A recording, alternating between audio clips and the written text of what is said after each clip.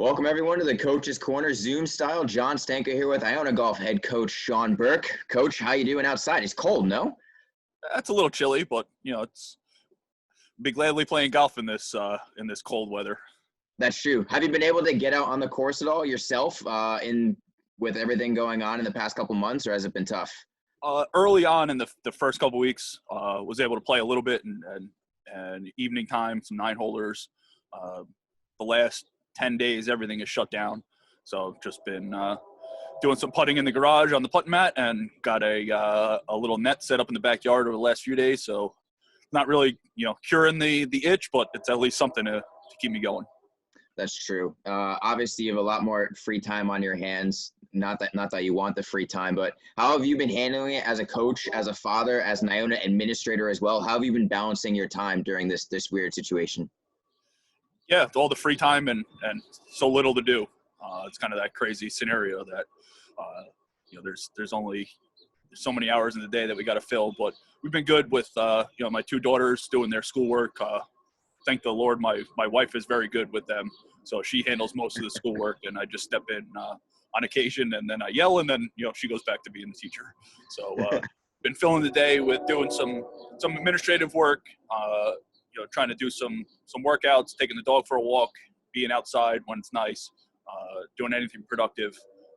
And then golf-wise, staying in contact with the current guys, starting to do a little bit of recruiting going forward. And then just trying to get better, looking at reading some books, watching some videos, podcasts, anything that can, give a little tidbit that might make us better, might make me better as a coach, and finding ways to make sure that this time period is used productively and not a total waste in the end.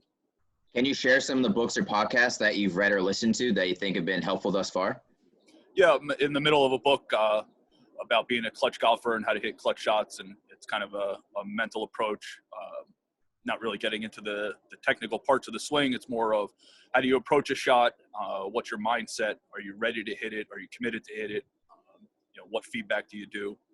A podcast called Game Ready, which is getting into some of the details on stats and how you look back at your round and rounds, tournament rounds in the year, and see progress, areas of weakness, and just kind of trying to come up with ideas of how we might be able to incorporate that into our structure here. Can you talk about the golf analytics a little bit? Whenever I go in your office and you pull up the stats, you have a giant Excel spreadsheet that includes all the players, all the courses you played, and different variables that you put into account. So can you talk a little bit how you look at golf analytics? Yeah, it's something that's becoming bigger.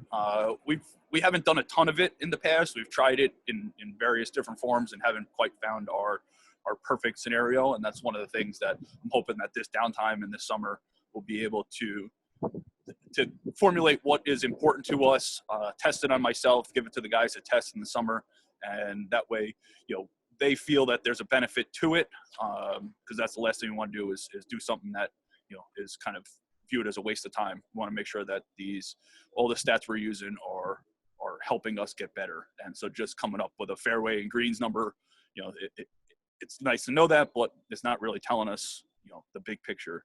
So we might get into a little bit more detail on quality of shots, the aggressive versus conservative nature of different shots, how we approach things, getting a little bit different than just your generic mainstream stats, because everything's become a lot more stat driven, and you go on the PGA Tour and they got stats for every yard, every group of yards, every foot of putt.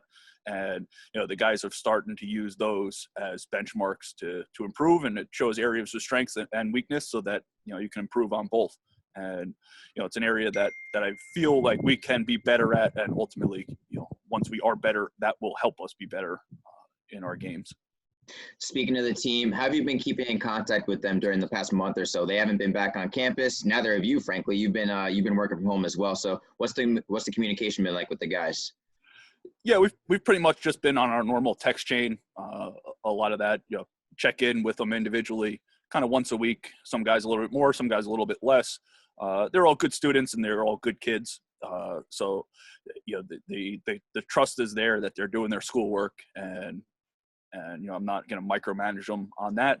We're just kind of reinforce the importance of staying on top of it and getting the job done so that, there's no hiccups or issues later. And then we did a Zoom call last week, and we got another one coming up this week.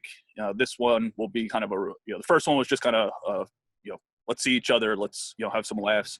Now we're going to do kind of a year-end recap, just like we would do at the end of the season, kind of what went well, what didn't, where can we be better? And then we'll plan on another one in a week or two, looking at next year and what we want to do during the summer individually, and then how we're going to attack next year and, some of the complexities that next year may hold. We'll want to get that out there in front so that guys are kind of mentally prepared for what's going to be a strange year coming off of a very strange year. Yeah, I mean, it's safe to say this is unprecedented stuff. And part of the unprecedented nature of it is the academic side, which you trust your guys to do in the work. But just wondering from the coaching perspective and as a senior admin at Iona, talk about how important academics has been in the priority chain for Iona athletics and how the academic team at Iona has really helped the student athletes with the adjustment to virtual learning. Yeah, it's one of the pillars in our program, not just Iona, but specifically the golf program. We talk about family, golf, and school, and those are still important, and even more so now with mostly everybody's golf is shut down. So we've got very good students. They take it seriously or seriously enough. Their grades have always been pretty good, but the support staff has been great during this time.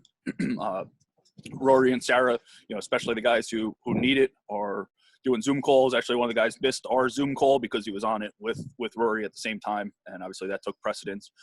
So just trying to make sure that they're all putting themselves in a good position that when this all kind of is behind us, they got the grades, they got the credits, and we can move forward and hopefully have learned something, educationally, as well as, hopefully we're learning something about ourselves and society during this time as well.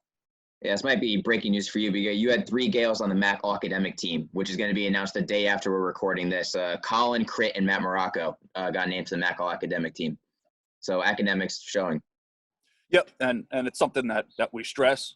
I'm not one that's going to harp on them every day about it, but they know in the big picture, academics is important. It's setting up your future as well as your eligibility. We don't have any guys that are really at risk of being under the GPA or credit requirements, but one little slip up and all of a sudden that becomes an issue. So we want our guys to be disciplined and structured with school, and golf in general kind of sets everybody up for that. So it's a helpful tool, and using this education for setting up future careers and life is going to be important. And just because we're online right now doesn't mean that it's any different. I got to speak to a couple of your guys online earlier this week. We did a Mount Rushmore draft, if you will, of dream playing partners. I know you saw the video. So I guess, and now I'm going to ask you, I'm going to put you on the spot right now. If you had to pick 4 people who you'd want to share 18 holes with, who would those 4 people be? Man, you put me on the spot after listening to those clowns. I know. I could top them.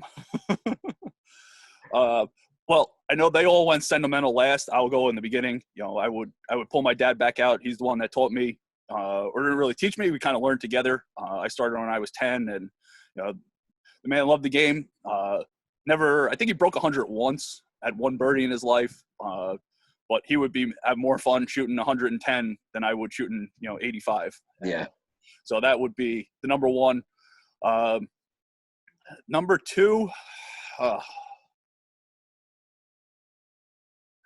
You know what? I'll probably keep it in my locals here and go with some of my buddies that we play a lot with.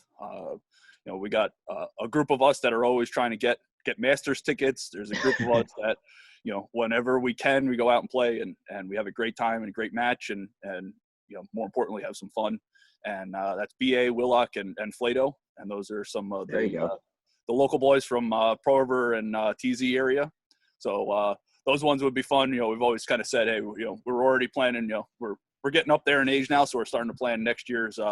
There's some big numbers being hit next year, so where we're going to go as a group, and obviously it'd be cool to to play with them, anytime, especially right now, of course. Yeah, for sure.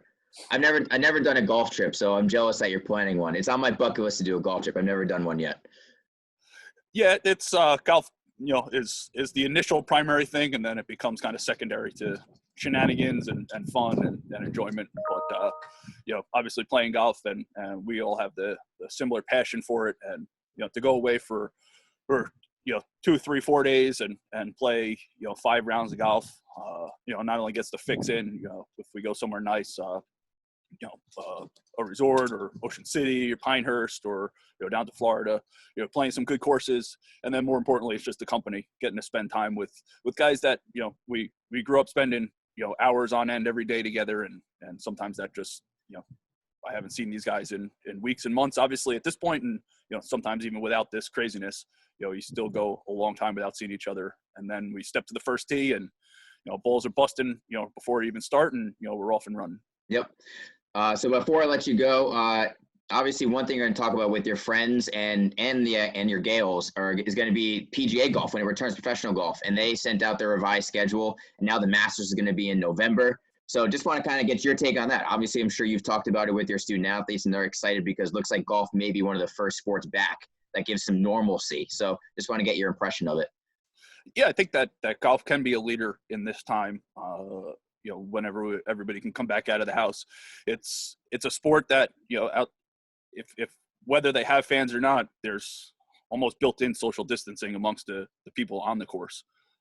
Even the times that I played over the last few weeks, we never got even closer than 10 feet, and just that's the nature of the game. You don't have to defend anybody, you don't have to block anybody, so kind of separated as is. So when the tour comes back, at this point, I think they're shooting for June, probably with no fans down in Texas, and it should be fairly easy event to run with no fans, and you just have staff and players and caddies, and they can do their thing, and that'll be exciting because it'll be back.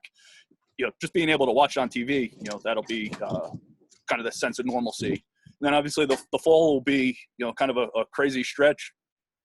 Going from you'll have hopefully football and college football back, and then Ryder Cup, U.S. Open, PGA right before it, Masters in November. It'll be a pretty fun couple of weeks and months, and the U.S. Open hopefully will still be in Wingfoot, right down the street from us, and then we're looking forward to it. We got the U.S. Open scheduled, and then we have the Irish UCD team coming in the following week, which will be cool, and then the week of the Ryder Cup. So it'll be a hectic 2 weeks and a fun 2 weeks. And, certainly looking forward to not just golf, but back to normalcy. And if golf can be a leader in that, that'd be great. And, obviously looking forward to getting our guys back and bringing some new boys into the fold and trying to get this whole program back on track next year and transitioning from, this odd year. Well, Coach, I want to thank you for your leadership through this time, both as a coach and an administrator. I want to thank you for donating your time today on the Coach's Corner. Stay safe out there. Thanks, John. Always great to see you. Talk to you soon. Yep.